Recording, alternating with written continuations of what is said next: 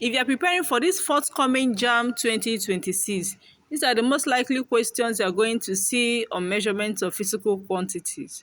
Question 1. The degree of precision of a vernier caliper is what? We have the following options. Option A, 0.005 centimeters. Option B, 0.01 centimeters.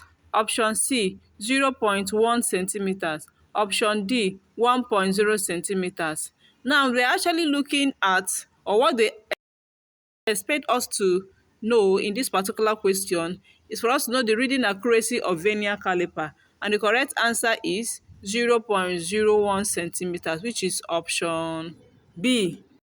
Question 2. Which of the following is a fundamental unit? We have the following options. Option A, Newton. Option B, Watt. Option C, Joule. Option D, second. Now, the correct answer to this question is option D, which is second, because second is a unit of a fundamental quantity called time. Hope you get it now. So the answer is second, which is option D. The physical quantity that has the same dimension as impulse is what? Option A, energy. Option B, momentum. Option C, surface tension. Option D, pressure. Now look at the word impulse. What does impulse means? If I take you back to Newton's second law of motion, which states that the impulse is equal to change in momentum. So looking at that alone, we can tell you that impulse is equal to change in momentum. So the correct answer is B, which is impulse. Now, if you still want me to show you how I did this solving and I got the correct answer as momentum, please drop in the comment section that I should show you how I got impulse equal to change in momentum, and I'll make a video on that. Let's go to the next one. In order to remove the error of parallax when taking measurement with a meter rule, the eye should be focused on, let's look at the options. Option A, slanting towards the left of the markings. Option B, slanting towards the right on the markings. Option C, vertically downwards on the markings. Option D, vertically upwards on the marking. So for you to be able to avoid this error of parallax, it is best advised to look vertically downwards on the markings. In this way, we are going to avoid error of parallax. So the correct option to this question is option C. Question 5. Which of the following is a derived unit? Option A, kilogram. Option B, meter. Option C, Kelvin.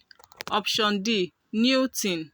Now, looking at all the options provided, the only option that is a derived unit is option D, which is Newton. If this is your first time tuning, don't forget to subscribe to this channel and turn on notifications to get notified each time I post videos. Number 6. The dimensions ml raised to the power of 2, t raised to the power of minus 2 represents, we have the following options. A, momentum. B, power. C, work. D, pressure. Now, momentum equals mass times velocity. Okay, power equals force times velocity. Work equals force times distance, and pressure equals force over area. So working it out together, the correct option to this question is option C, which is work. Question 7. To determine the weight of an object, you could, option A, use a beam balance. Option B, use a spring balance. Option C, find the force necessary to give it a certain acceleration. Option D, use any of the method. Now, for us to be able to get the weight of an object, we're going to use what? A spring balance, okay? Because beam balance is used to measure mass. Alright, so the correct option to this question is option B, which is a spring balance. The dimension of Young modulus E is given by the expression A equals mlt per minus 1, B mt per minus 2, C, ml per minus 1 t per minus 2. D, m per minus 1 t. Now you must understand that Young modulus is equals to stress over strain, okay? And the stress is equals to force over area, whereas strain has no SI unit. So the unit of stress is going to be the units of Young modulus. And units of stress is the same thing as units of pressure, which is force over area. So the correct option to this question is option C. If you want me to show you how I got this as option C, please write it in the comment section. So let's proceed. Question 9. What is the least possible error in using a rule graduated in centimeters? Option A, 0.1 centimeters. Option B, 0.5 centimeters. Option C, 1.0 centimeters. Option D, 2.0 centimeters.